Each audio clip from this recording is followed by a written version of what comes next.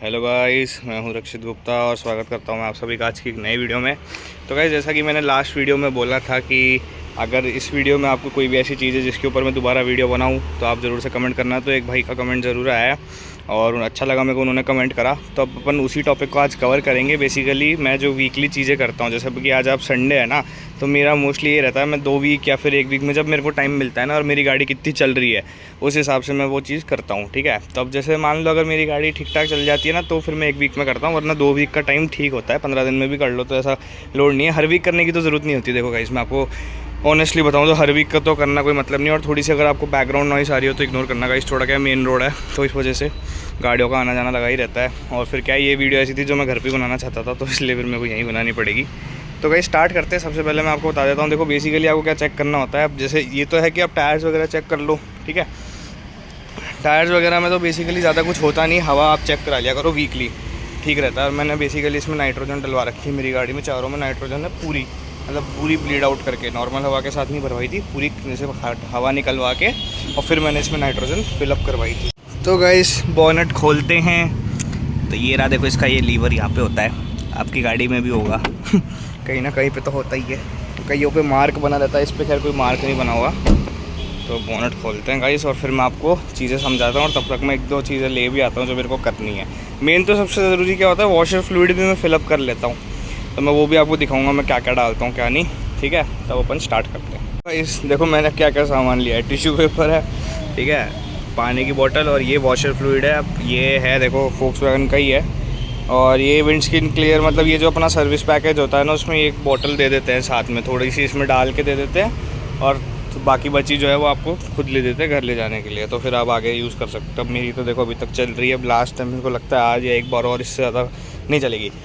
तो देखो बॉनेट खोलते हैं, अगर आपको सबसे पहले क्या इंस्पेक्ट करना है, थोड़ा बहुत चेक कर लो आप, वैसे ही नज़र मार लो। अब थोड़ी बहुत बेसिक नॉलेज में दे देता हूँ, जैसा ये देखो कूलेंट रिजर्वर होता है, देख के पता लग जाएगा, हर किसी गाड़ी में होता है, बस किसी किसी में लोकेशन का फ़र्क होता है, बाकी ये है। और इसमें अलग अलग टाइप का कूलेंट डलता है, जैसे अब इसके अंदर तो ये पिंक कलर का है, पिंक रेड सा होता है मिक्स, ठीक है। तो इसका आप लेवल चेक कर लो खाली, देखो बॉटल पर बना हुआ भी होता है मैक्स और मिनिमम, तो मेरी का तो सही है, ठीक है। और अभी मैं उस दिन गया था तो उन्होंने चेक कर ही दिया था।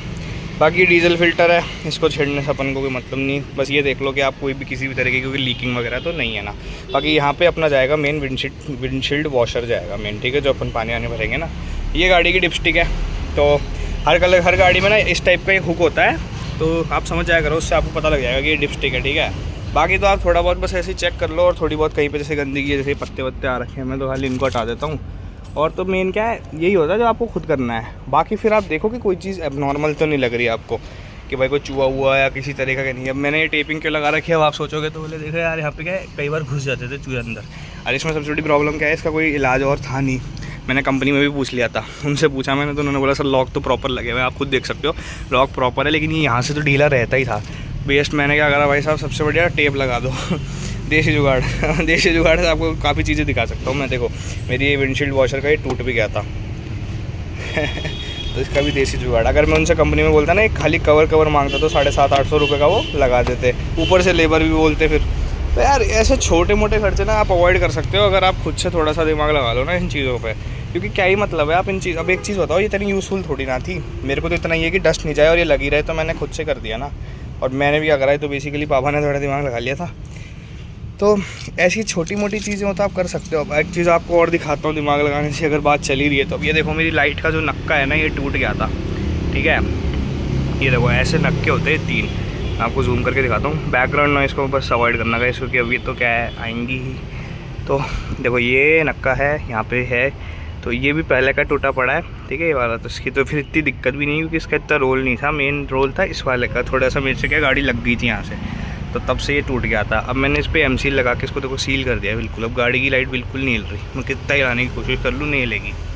तो अब अगर मान लो मैं उनसे ही पूछा था मैंने रिपेयर किट वगैरह, तो उन्होंने मेरे को टोटल खर्चा 3000 रुपये का बता दिया। अभी 3500 रुपये की तो लाइट आती है नहीं, सोच रहे हो आप तब मैं क्या मतलब निकलता। और जबकि मेरी लाइट के जो बल्ब है ना वो रिप्लेस्ड हो रखे हैं, इसलिए मेरे को सेंस लगा नहीं उस चीज़ का, तो मैंने खुद से ही इसको रिपेयर कर डाला। बेस्ट है, थोड़ा बहुत आप कर सकते हो खुद से ही। तो गाइस स्टार्ट करते हैं। अब देखो मेन चेकअप से, ये तो अपन ने कर लिया ऊपर से, देखो सारा कुछ जो है कि देखने पे अपन को कैसा लग रहा है वो अपन ने चेक कर लिया, ठीक है, समझ में भी आ गया है। अब मैं आपको बताऊं, जैसे थोड़ी थोड़ी चीज़ अलग होती है। अब जैसे एयर फिल्टर हाउसिंग है मेरी गाड़ी की, अब यार जिन गाड़ियों में ना जैसे वो क्लिप वाली होती है ना, उनको तो अगर वो खुद ही जैसे खोल के, और एयर फिल्टर होता है उसको अगर झटका लेना टाइम टू टाइम, भाई 4-5 हज़ार किलोमीटर गाड़ी चल गई है तब, तो वो चीज़ एक अच्छी रहती है। मैं तो क्या करता हूँ, सर्विस सेंटर लेके जानी पड़ती है मेरे को। खोलने को तो मैं भी खोल दूँ, इसमें 4 बोल्ट है और फिर एयर फिल्टर का इसका एंटी क्लॉकवाइज घूम के खुल जाता है। मैं इस सेंसर की वजह से नहीं खोलता ये मैप सेंसर लगा हुआ है तो मैं इसलिए नहीं खोलता, क्योंकि मेरे को डर लगता है कि मेरे से टूट टाट ना जाए। तो इतना ही करो जितना आप रिस्क उठा सकते हो, ठीक है। फालतू कोई चीज़ नुकसान हो गई तो कंपनी वाले तो तैयार बैठे रहते हैं खर्चा बताने के लिए, तो ऐसा भी मत करो। और मैं कंपनी वालों के पास गया था, मैंने बोला नॉर्मली मेरे को एयर फिल्टर क्लीन करवा के दे दो आप हवा से, तो उन्होंने करवा भी दिया। तो वो सारी चीज़ें मैं अभी करवा के आया था, तो सही है, कोई ऐसी इशू वाली बात नहीं है। वॉशिंग वगैरह पे भी ले जाओ या लोकल मैकेनिक से भी तो करवा सकते हो। एयर फिल्टर कोई इतनी बड़ी चीज़ नहीं है, कोई भी करके दे देता है क्लीन, और करवा लो तो बढ़िया है, क्योंकि बहुत सही रहता है। और मेरे को फोक्सवैगन का समझ नहीं आता, ये लोग बोलते हैं हर अल्टरनेट सर्विस पे, यानी 30,000 किलोमीटर मानते हैं इसकी ये उम्र एयर फिल्टर की, जबकि कितने का पार्ट है, 350 रुपये का। डीजल फिल्टर आता है इसका 2,500 रुपये का, इसको हर सर्विस पे चेंज कर देते हैं ये लोग। तो मेरे को समझ नहीं आता, अगर 350 का ले लो भाई कस्टमर से, और तो क्या, पर चेंज तो करके दो यार। तब चलो, इतनी देर से मैंने टिश्यू पेपर हाथ में ले रखा है, इसका भी यूज़ ले लेते हैं, ठीक है। तो मैं पहले इसको साइड में रखता हूँ या फिर पॉकेट में रख लेता हूँ, उधर तो डस्ट है। तो सबसे पहले आप देखो मेन क्या करना होता है, डिपस्टिक उठा के देखो, ऑयल चेक करना है ना अपन को। डिपस्टिक उठाओगे ना तो ये देखो, इसमें आपको लेवल चेक करना है। पर ये तो हो गया, अभी मैंने गाड़ी स्टार्ट नहीं करी है, ठीक है। तो अब इस चीज़ का भी ध्यान रखना, गाड़ी मेरी स्टार्ट नहीं है बिल्कुल भी। तो अब ये लेवल बिल्कुल सही है, जो दोनों आप मार्क्स देख रहे हो ना, इनके बीच में रहना चाहिए, परफेक्ट है। लेकिन अभी मेरे को एक चीज़ करनी पड़ेगी, मेरे को इसको क्लीन करना पड़ेगा। तो मैं एक बार फ़ोन साइड में रखता हूँ, फिर इसको क्लीन करके अपन दोबारा इंसर्ट करेंगे, ठीक है। तो मैं टिश्यू पेपर से इसको क्लीन कर रहा हूँ, आप चाहो तो हाथों से भी कर सकते हो, लेकिन अभी मेरे को वीडियो बनानी थी तो इसलिए मैं टिश्यू पेपर यूज़ कर रहा हूँ। तो देखो गाइस, ये मैंने एकदम पूरी क्लीन कर दी है, देख पा रहे हो आप, बिल्कुल एकदम क्लीन हो गई है, ठीक है। अब थोड़ी बहुत मैंने इस हाउसिंग को भी क्लीन कर देता हूँ, ठीक है। तो अब अपन इसको इंसर्ट करते हैं। अब एक्चुअल अपन को ऑयल लेवल पता चलेगा, क्योंकि अब अपन एकदम साफ़ करा है ना, तो एक्चुअल वो बता देती है।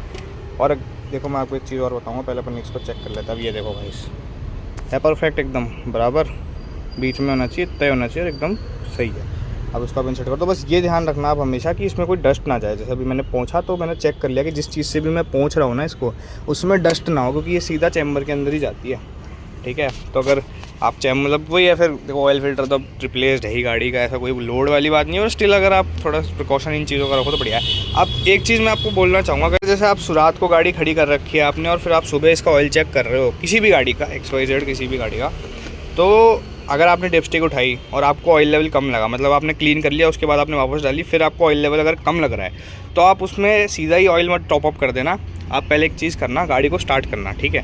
क्योंकि गाड़ी के अंदर कोई मार्क नहीं आ रहा है इंजन ऑयल लो का, क्योंकि अगर गाड़ी के अंदर इंजन ऑयल लो होता है तो फिर क्या मार्क भी आता है, एक टीप जो अपने इंस्ट्रूमेंट क्लस्टर होता है उसमें एक मार्क आता है। मान लो अगर वो मार्क नहीं आ रहा है, तो आप क्या करो, पहले गाड़ी को स्टार्ट करो, 5-10 मिनट आइडल कर दो, और उसका टेम्परेचर अगर आपकी गाड़ी की जैसे कार का टेम्परेचर बताती है, जैसे मेरा इंजन के टेम्परेचर बताती है, अगर वैसे बताती है तो ठीक है। अदरवाइज़ आप एक बार बस एक कोल्ड स्टार्ट मार दो, ठीक है। फिर कोल्ड स्टार्ट मार के आप इंजन ऑयल चेक करो, क्योंकि कई बार क्या होता है, बहुत अच्छा ग्रेड का इंजन ऑयल होता है ना, तो वो इंजन के कंपोनेंट्स में ही चिपका रह जाता है, और वो कंपोनेंट में चिपका रह जाता है, तो उस वजह से क्या होता है, जो भाई अब ये तो पैन में जा रही है ना, पैन में जाने के बाद हो सकता है कि वो कम बता दे ऑयल। तो इसलिए कभी भी आप ऐसा मत करना कि आप बिना एक बार थोड़ा 2-3 बार टेस्ट करो, फिर अगर आपको लगता है ना ऑयल कम है, क्योंकि जब तक वहाँ पर इंडिकेशन नहीं आ रहा ना ऑयल का, उससे पहले टॉपअप करना नहीं चाहिए। मेरा तो पर्सनली ये मानना है, क्योंकि फिर क्या होता है, मान लो कम है, इतना मिनिमम से नीचे चले जाएगा ना, तब वो इंडिकेशन ऑटोमेटिकली आ ही जाएगा। पर तो हल्का फुल्का कम है और अपन ने टॉपअप मार दिया, और टॉपअप मार दिया ज़्यादा इंजन ऑयल होता है, तो फिर वो चीज़ें वर्स जल जाती हैं। तो वो चीज़ आप ज़रूर से ध्यान रखना गाइस। तो देखो यही था, इंजन ऑयल अपना चेक हो गया। अब मेरे को क्या करना है, वॉशर फ्लूइड टॉपअप करना है, तो इसको कर लेते हैं। देखो फोक्सवैगन में मस्त चीज़ है यार, जाली वाली आती है, प्रीमियमनेस तो है यार। अब ये सब चीज़ें दूसरी कंपनी आप देने लगी हैं, ये 2017-16 में देने लग गए थे, और भी पहले ही, मतलब मैंने ख़रीदी है 17 में। तो अब इसमें लिखा हुआ है वैसे तो कि ना कितना डालना होता है, लेकिन अब देखो इसमें ज़्यादा बचा है नहीं, तो अपन वैसे रफली डाल देते हैं, ठीक है। अब पूरा भी डाल सकते हैं, इतना ही बचा है, तो ये मैंने पूरा डाल दिया। तो वॉशर फ्लूइड तो डल चुका है गाइस, अब इसमें पानी टॉप अप कर देते हैं जितना भी आएगा। वैसे ज़्यादा आना तो नहीं चाहिए, क्योंकि मैंने अभी कम ही यूज़ लिया है, क्योंकि गाड़ी इतनी चली नहीं है ना। मैंने यार एक चीज़ देखी है कि कई लोग तो वॉशर फ्लूइड को टॉप अप ही नहीं करते, पता ही नहीं होता कहाँ जाएगा। मेरे को बड़ी अजीब लगती है वो बात, जो इसमें इतना ही आया है। तो मैं वही कह रहा हूँ ना, गाड़ी अगर आपकी चल रही है ना, तो फिर आप ये सारे स्टेप्स करो, क्योंकि वैसे फिर कोई मतलब नहीं है। और हाँ, आपके पास टाइम है, फ्री हो आप, तो वैसे कर लो, इसमें नुकसान तो हो नहीं रहा। पर ये है कि हाँ, जैसे आप अगर आपको एक मैं वैसे बोलूँ तो आप 2 वीक से तो कर ही लो। पर ये अगर आपकी गाड़ी बिल्कुल ही नहीं चल रही ना, खड़ी है 2 वीक में, तो फिर कोई फ़ायदा ही नहीं है चेक करके भी। जब वो खड़ी है तो क्या ही चेक करोगे आप। बाकी जैसे मेरी तो वीकली रनिंग आ जाती है 200-250 किलोमीटर। हाँ, इतनी आती, ज़्यादा नहीं आती, तो इसलिए मैं कर लेता हूँ। ऐसे कोई लोड वाली बात नहीं। कूलेंट का तो आप अगर बॉटल खोलने की ज़रूरत ना पड़े तो आप ऐसे ही चेक कर लो। जैसे मेरी यहाँ तक दिखा रही है ना, देख पा रहे हो आप, ये रहा। अभी उन्होंने उस दिन ये टॉपअप करा था। बॉटल बाहर से गंदी गई, कूलेंट तो एकदम साफ़ सुथरा गाड़ी चेंज करवा लिया था। उसकी वीडियो डली हुई है चैनल पे, तो आप वो भी देख लेना। सर्विस में करवाया था, तो उसमें काफ़ी लोग बोलते थे कि ना आपको कि फोक्सवैगन का तो कूलेंट लाइफ टाइम होता है। बिल्कुल होता है, लेकिन अगर गंदा कर रही है तो चेंज करते हैं, अदरवाइज़ लाइफ टाइम होता है। सर्विस शेड्यूल में कुछ नहीं होता फोक्सवैगन के, ये है मेन बात। कूलेंट चेंज का उसमें वैसे नहीं होता। पर ये अगर मान लो गाड़ी ने गंदा कर दिया है कूलेंट किसी भी वजह से, और 1.5 TDI की थोड़ी सी थी, करता था ये गंदा, तो आप करवा लो चेंज। इतना महंगा काम नहीं है, 3-4 हज़ार रुपये लगते हैं। अब यार मेरी 6 सर्विस हुई थी ना गाड़ी की, जब हुआ है चेंज। 6 साल में मान लो एक बार चेंज भी हो जाए तो क्या कोई इतना बड़ा इशू नहीं है। तो ये चीज़ें थी मेन गाइस। और मेन तो क्या है, आप टायर वगैरह का ढंग से चेक कर लो, क्योंकि गाड़ी का क्या मेन तो टायरों का रहता है। और फिर जैसे भी गर्मी आए रखी तो मैं आपको बोनस ट्रिप दे देता हूँ। अगर आपके वहाँ पे नाइट्रोजन अवेलेबल है तो आप ज़रूर से नाइट्रोजन डलवाएं गाइस, है ना गाइस। तो अगर आपके वहाँ पे नाइट्रोजन अवेलेबल है तो आप नाइट्रोजन डलवाएं, ठीक है। और अपने टायरों को एक रफली चेकअप भी दे दें कि कहीं से कोई पंचर वंचर तो नहीं घिसा हुआ, या अब नॉर्मल किस तरह है, वो चीज़ तो मैं आपको बताऊंगा कैसे चेक करनी होती है, ठीक है। अब अपने टायर की कंडीशन चेक करो, एक तरफ का स्टीयरिंग काट के, और फिर आप ढंग से देखो कि आप हाथ फेर के देखोगे ना, तो आपको मालूम पड़ेगा कि कहीं से भी कोई अनइवननेस तो नहीं है। अनइवननेस होगी मतलब कि टायर एक साइड से ज़्यादा घिस रहा है, तो आप वो चीज़ अपना हाथ फेरोगी तो आपको फील होती है। वो आप कोशिश करो फील करके, तो आपको अलाइनमेंट वाली शॉप पे भी नहीं जाना पड़ता है। उससे आपको खुद को घर पे ही आइडिया लग जाता है कि अपने को अपना जो टायर की मतलब कंडीशन है वो कैसी क्या है। दोनों तरफ का आप ऐसे ही चेक कर सकते हो। किसी भी एक तरफ काट दोगे ना तो आप फिर उधर वाला भी चेक कर सकते हो। ये देखो गाइस, ठीक है। तो आप इस तरीके से अपने टायर्स को भी एक बार चेक कर सकते हो। ये भी एक नॉर्मल की तरह आता है। इसको आप 1 महीना में करो, क्योंकि जितना मतलब आपकी गाड़ी की रनिंग है आप उस हिसाब से कर सकते हो, क्योंकि इसमें ज़रूरी नहीं है आप हर हफ्ते ही करो, ठीक है। तो ये तो आप महीने की महीने भी कर सकते हो इस चीज़ को। तो ये सब चीज़ें मैंने जैसे एक चीज़ ज़रूर से चेक करी कि टायरों में वेट वगैरह का मुझे लग रहा है ही नहीं। किसी टायर में वेट है, किसी में नहीं है। मुझे ये चीज़ नज़र आ रही थी। जैसे इस वाले में तो वेट दिख रहा है मेरे को, उस वाले में जाके देखता हूँ। वेट आपको पता है ना क्या होता है, टायरों के बैलेंसिंग के लिए होता है।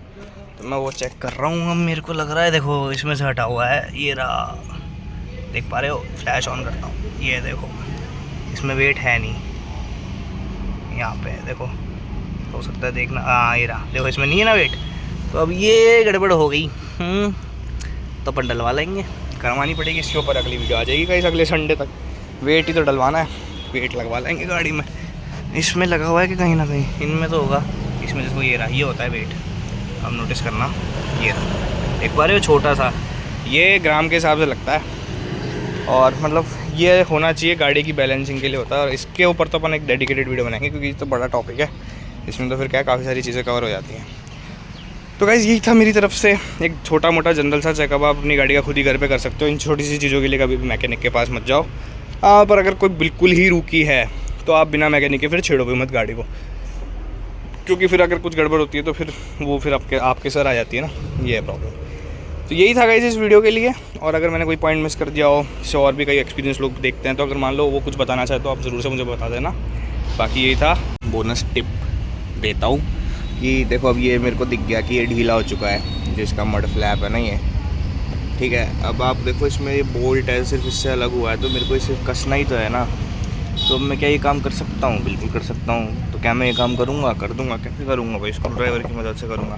तो एक टिप ये भी है गाइस कि आप ये सारे छोटे मोटे जो भी नट बोल्ट है ये भी आप खुद से कर सकते हो। तो एक ये भी एक मेंटेनेंस के अंदर ही आ जाता है गाइस, ठीक है। अब मैं इसको करता हूँ, फिर उसके बाद आपको दिखाऊँगा। तो गाइस देखो, अगर वो स्क्रू ड्राइवर काम ना करे तो ऐसे टूल वाला यूज़ करना पड़ता है, क्योंकि इससे ही फिर होता है। इसमें क्या ये अलग थ्रेड्स होते हैं इनके। तो ये भी आप देख लेना, ऐसा स्क्रू ड्राइवर आप रखा करो। एक छोटा सा टूल बॉक्स मैंने तो बना रखा है, तभी ये क्या कर सकता है, वरना तो नहीं कर पाओगे। तो ये भी ज़रूर से आप ध्यान रखना। हर कंपनी का अलग होता है। किसी में नॉर्मल जो पेचकस वाला होता है वो वाले भी काम कर जाता है। मुझे सब इस वाली में तो ये वाले चाहिए, तो मेरे पास ये वाले भी है। तो गाइस अब अपन ने कर दिया बोनेट क्लोज। बहुत छोटा सा काम है, 5 से 10 मिनट लगती, ज़्यादा नहीं। तो आप वो सब करो, ठीक है। और उसके बाद आप ये चीज़ कर सकते हो कि अब अगला टॉपिक जो अपन कवर करेंगे वो होगा अपना बैलेंसिंग का। तो उस चीज़ पे ज़रूर से ध्यान देंगे। मेरे को लग रहा है मैं आज ही जाऊँगा बैलेंसिंग कराने, तो हो सकता है आज ही शूट कर लूँ। तो अगर मैंने आज शूट कर लिया तो बढ़िया है, इतनी बैलेंसिंग तो अब करवानी है ही। क्योंकि ठीक रहता है यार। एक ही टायर में नहीं है, इस वाले में तो थी शायद, इस वाले में भी होगी, एक टायर में नहीं है, बैलेंसिंग हो जाती है तो बढ़िया। तो यही था गाइस इस वीडियो के लिए। टिल देन सब्सक्राइब करें चैनल को, और कोई भी आपकी और कोई सवाल या जवाब हो तो आप ज़रूर से कमेंट में मेंशन कर दीजिएगा। मिलते हैं अगली वीडियो के अंदर। Till then bye bye, take care, और सब्सक्राइब और लाइक ज़रूर से करें। Bye bye.